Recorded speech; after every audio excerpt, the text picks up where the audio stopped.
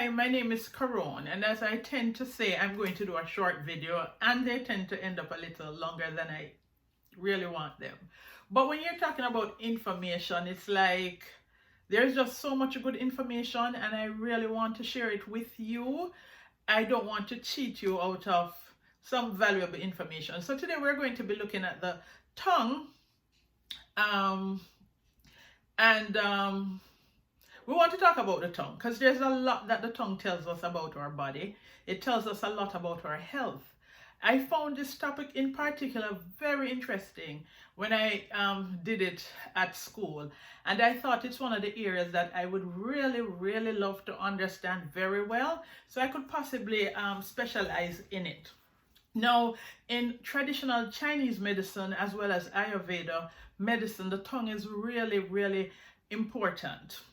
Okay, they can use it to pretty much, I wouldn't say diagnose, but it gives them a good insight into what is happening in your body. Not just the tongue, the ears does it as well, and there are persons who specialize in just looking at the ear, and they're able to say what exactly is happening in the body. Understand that the tongue in Chinese medicine, it is connected to the organs. So it tells us a lot about what's happening with our organ system.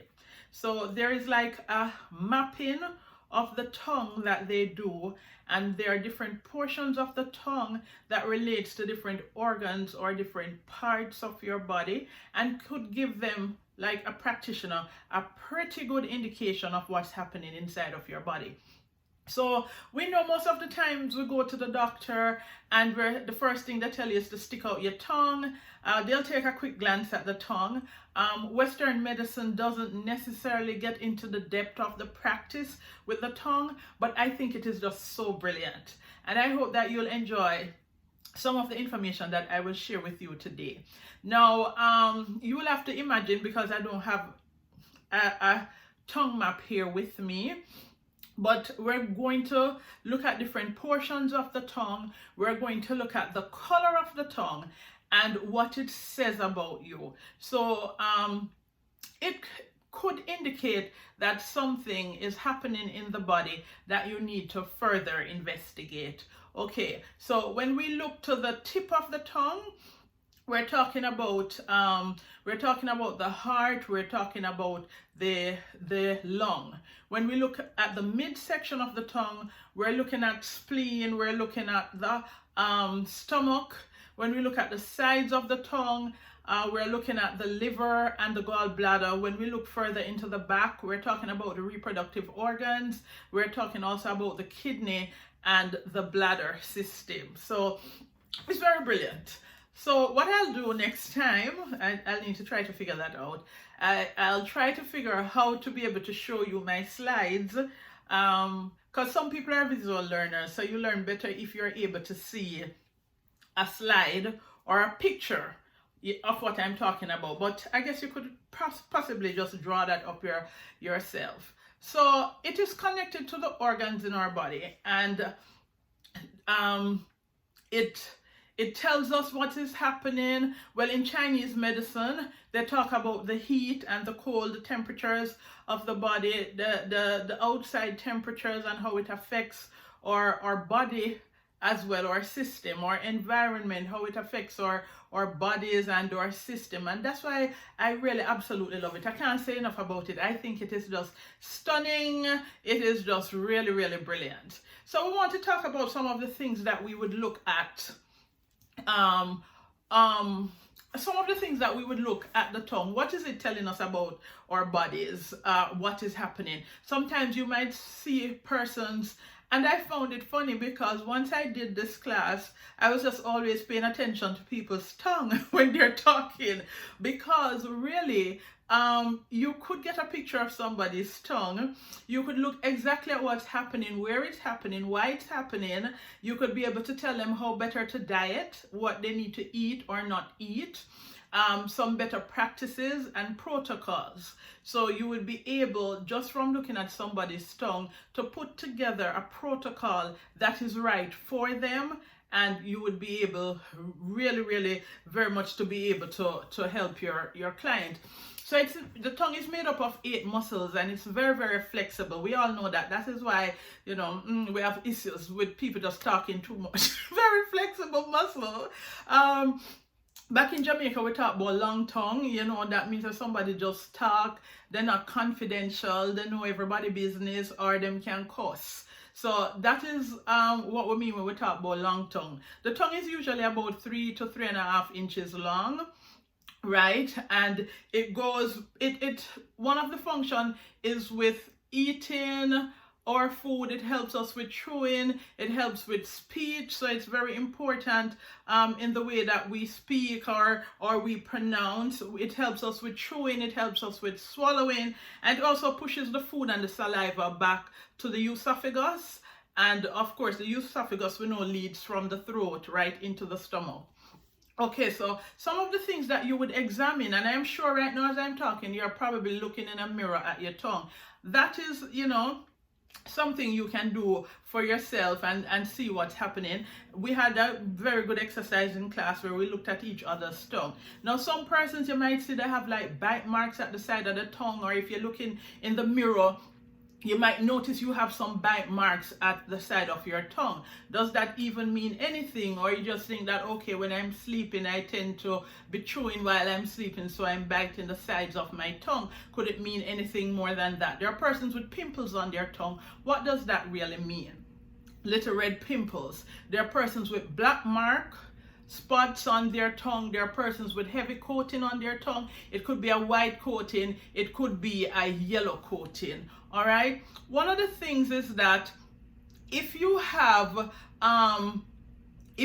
cold, or there's a lot of phlegm in the body, a lot of mucus, you're going to have like a pale looking tongue.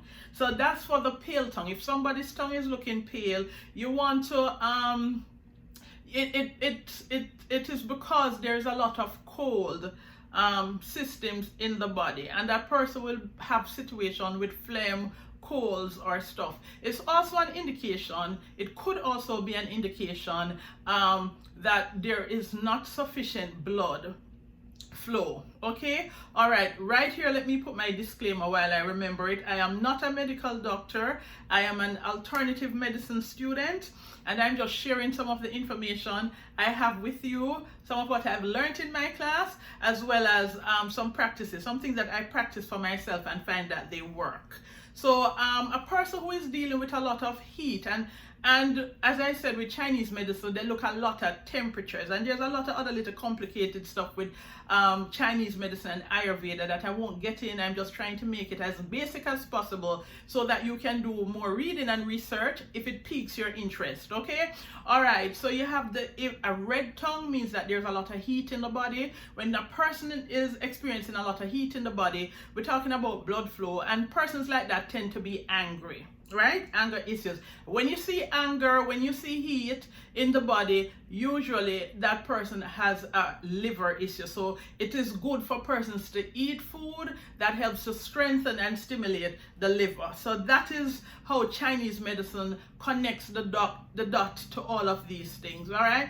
If person have a purplish color to the tongue, you're talking about somebody that's dealing with blood stagnation. All right, so they need more blood flow. It might be, insufficient blood circulation. So those are things that they would need to formulate kind of a diet that helps to stimulate the circulation of blood.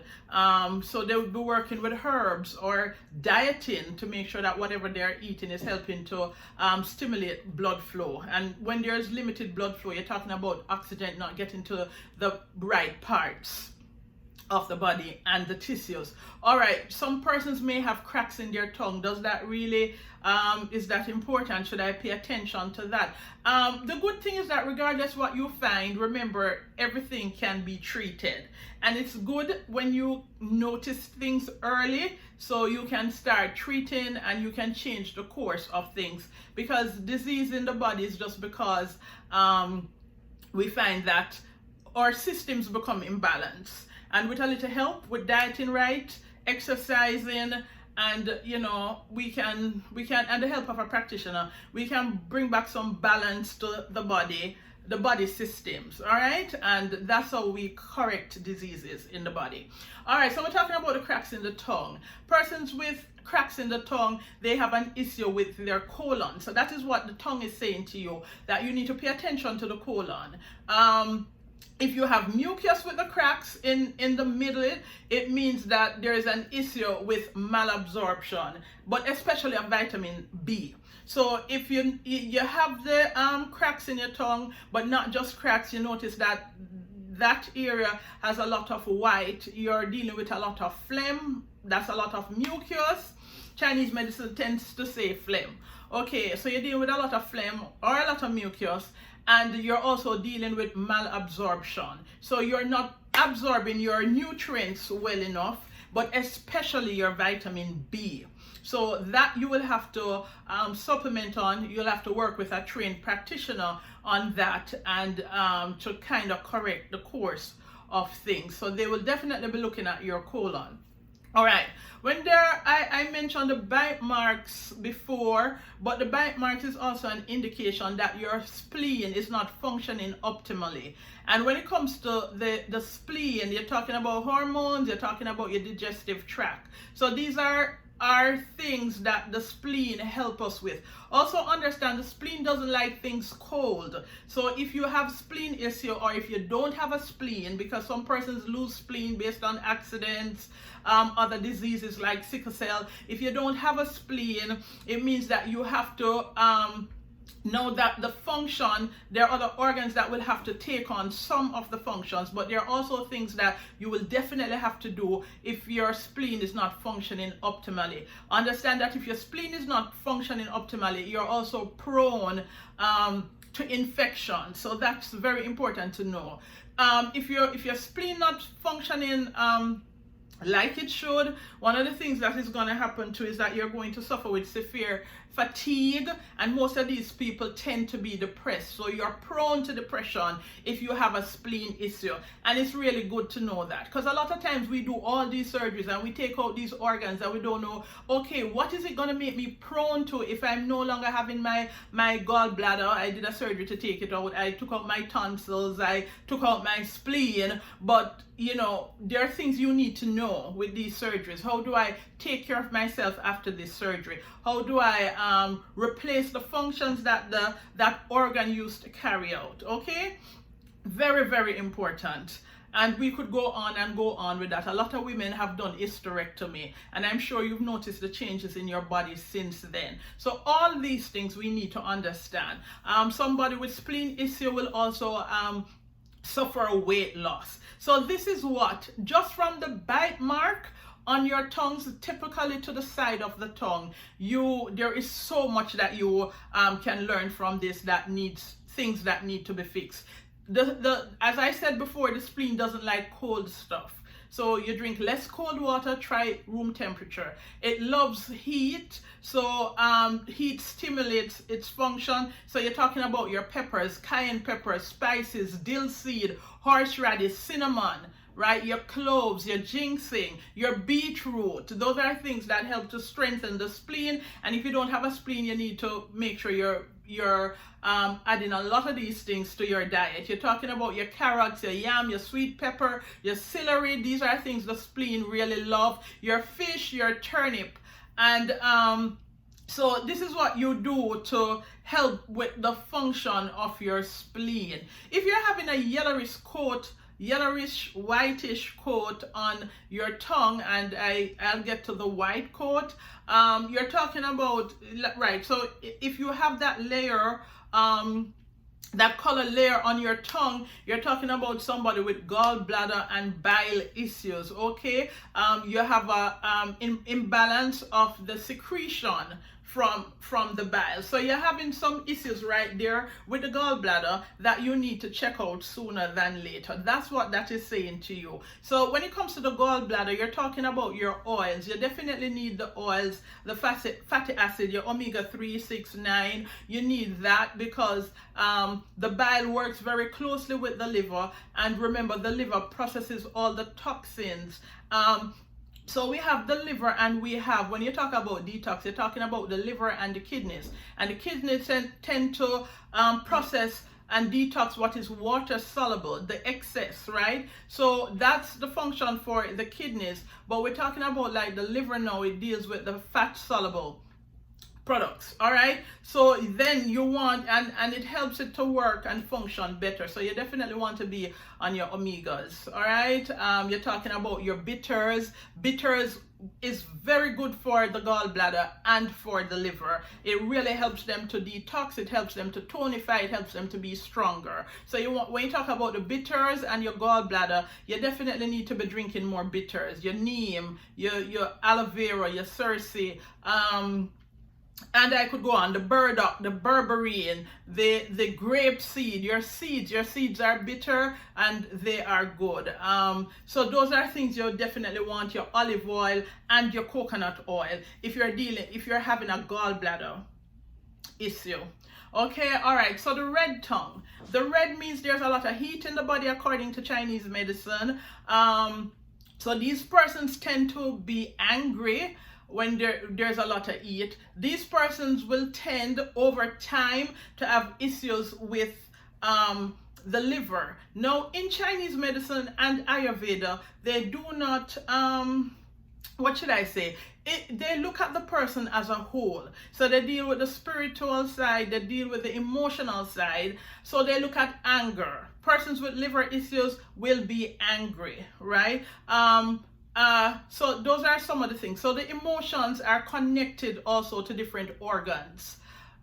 The spleen is connected to grieving. So if you grieve too much, that is very heavy on your spleen. So understand that our emotions are also connected to different organ systems in our body. All right.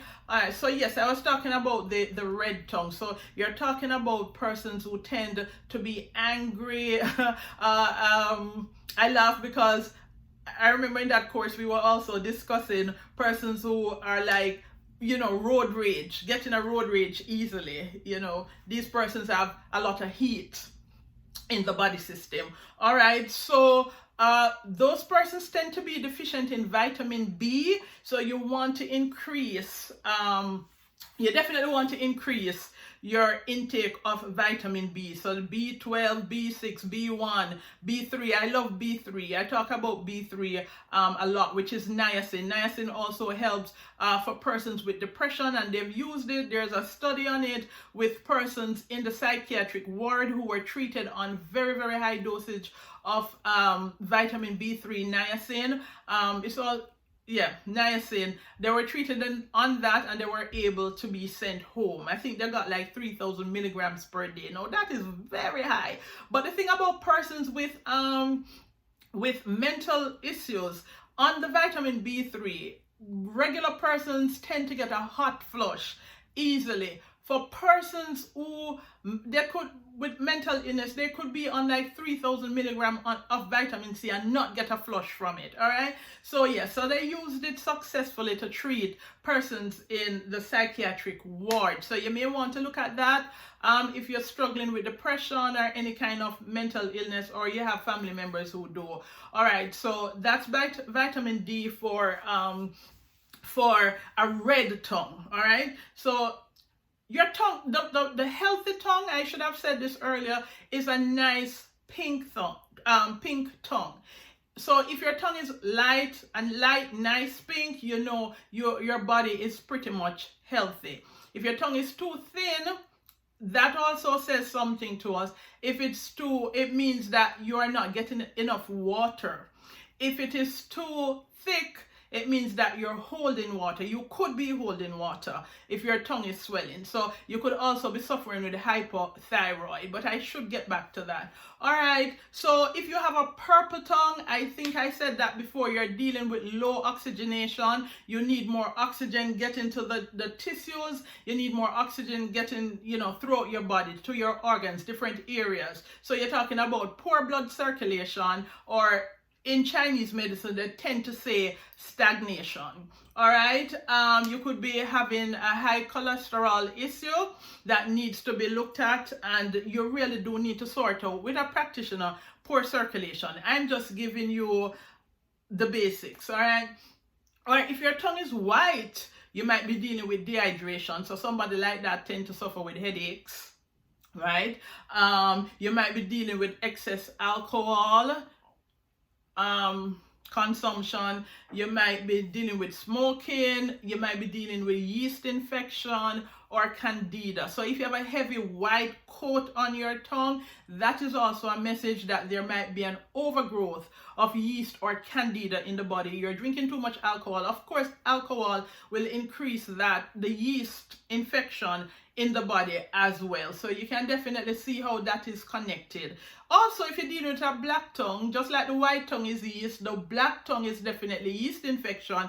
And it also shows us that there's a lot of bacteria in our large and small intestine. So it means that the black tongue can also be a sign of like you've been taking heavy doses of antibiotic, and because of that you really do have the overgrowth of yeast in the body. So you definitely want to pay some attention to that. Let me see. So I'm getting down. Now there are persons who tend to have pimples on their who tend to have pimples on their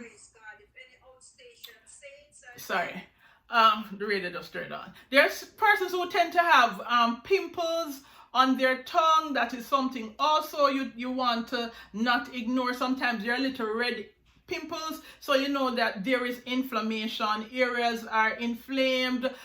This person might be dealing with poor digestion. So when it comes to digestion, again, it's a whole system. You want to make sure that you're chewing your food well, okay? When you talk about digestion, you're talking about your stomach acids as well. So these are things a practitioner would look at. If you have too much stomach acid or if you have too little stomach acid. So all of this will be taken into consideration when you're dealing with indigestion. You want to chew your food at least 30 times before you swallow it. That is very important for digestion. You want to make sure that you're not going to sleep.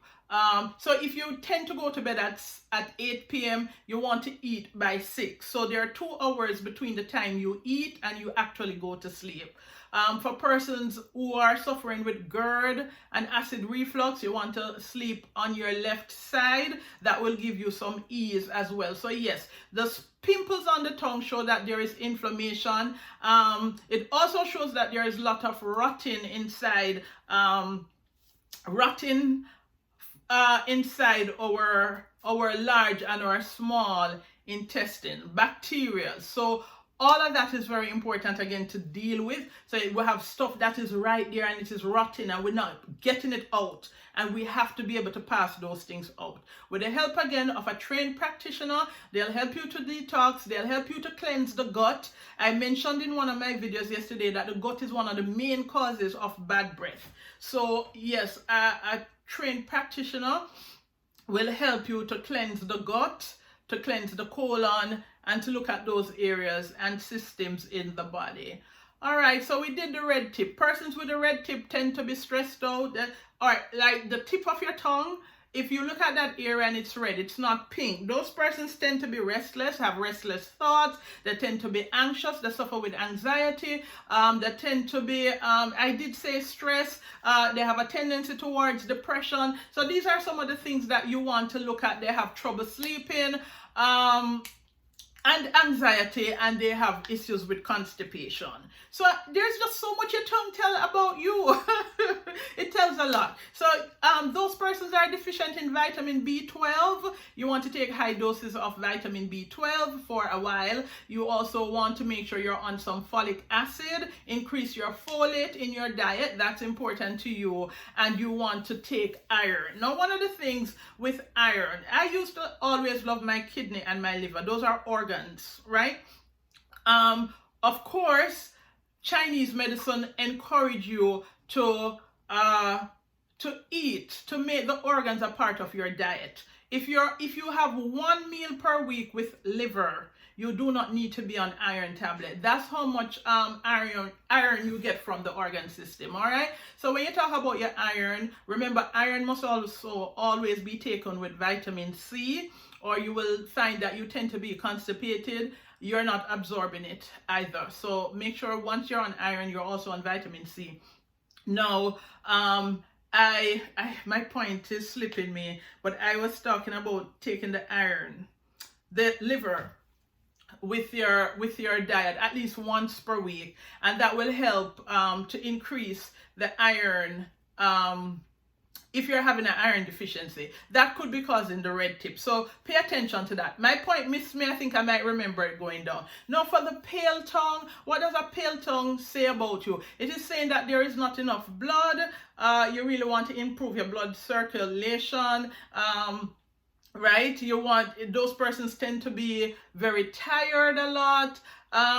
They want a lot of fruits, they want a lot of vitamin C, they need iron. We're talking about with liver, with kidney, with callaloo, with green bananas.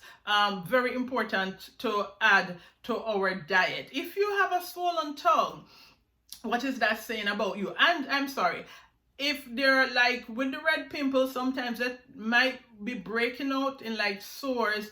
I want to say activated charcoal work wonders. So once it is helping, because the toxin tends to bond to the activated charcoal and gets flushed out of the body entirely. So that activated charcoal is very good. So if you're having any sore blisters on the inside of the mouth, on the tongue, you really want to be detoxing with your activated charcoal, and you definitely will see changes within 3 to 7 days. All right. The pale tongue, I said that was not enough blood. The swollen tongue, now you're talking about excess fluid in the body, water retention.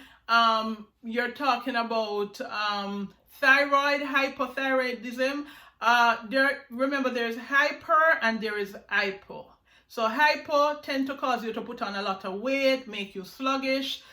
Fatigue, it slows you down, not enough energy, and those are some of the things that you will experience. So a problem with hypothyroidism will cause swollen tongue. Also, sinusitis is one of the things that could cause your tongue to be swollen. So that's what a swollen tongue is saying to you. Check the thyroids, check the sinuses, and also you might be retaining fluid. So yes. And remember, the thin tongue might mean that you are dehydrated. So it really does say a lot to us. So you really want to be on your activated charcoal, your lysine, that's for tongue sores, and you will get a relief and you will definitely see some changes. I did mention the dark spots on the tongue. It shows that there is some stagnation. There is not enough blood circulation. There is not enough oxygen getting to the tissues or getting throughout the body. Now, when you're talking about the blood and all of these and the dark spots on the tongue, if it's at the tip of your tongue or, there, you're dealing with not enough circulation in the lung area or the heart. If it's to the side, you know that there's not enough circulation in the liver and the gallbladder. If it's to the back, you're looking at your kidney and your bladder system, and the stomach and the spleen in the middle. So all of it tells you where you're really having that kind of issue, depending on where you're seeing the dark spots on your tongue. So what do? Your practitioner will work with you to make sure that you want a lot of beetroot, you want a lot of bitters, things that boost the blood, helps to improve circulation. You're talking about your melon again. We did mention that before. So you need enough oxygen. If enough oxygen not getting to certain area, you're talking about hair loss as well. And sometimes that's why we're seeing the hair loss, the alopecia that we always hear that can't be fixed. That's not true. Definitely can be fixed with the right practitioner and understanding the systems, and that your hair root need oxygen and blood to be getting there, or you're going to be suffering hair loss. All right. So you talk about your neem, you talk about your garlic, your pineapples. You get the bromelain from the pineapples. You want to start eating lots of pineapples. Your aloe vera, a lot of your garlic. These are some of the things we talked about before. The cinnamon, you need to have a lot of that. So I hope that you've learned something from this presentation on the tongue. And remember, I'm just piquing your interest. Whatever I've said to you, you can go do more research on yourself. I realize that Stanford University has a study on the tongue, so you can look at that. See what Western medicine says about it, and look at what Chinese medicine or Ayurveda or any other kind of alternative medicine practice says about the tongue or the things that you're interested in. Look at how they both treat it, which is what we have to do at school all the time. We look at how Western medicine treats it, and then we also look at how it's treated in the alternative medicine, whether through massage, hydrotherapies, whether through Ayurveda, whether through homeopathy, naturopathy. There are so many different kinds of alternative medicine, or whether through herbs, which is herbology. So have a wonderful day, and I hope you've learned something today, and I am sure you'll be looking in the mirrors at your tongue after listening to this. It is rather interesting. So the next time the doctor tells you to stick out your tongue, you know what he's looking for, or he or she is looking for. Have a great day.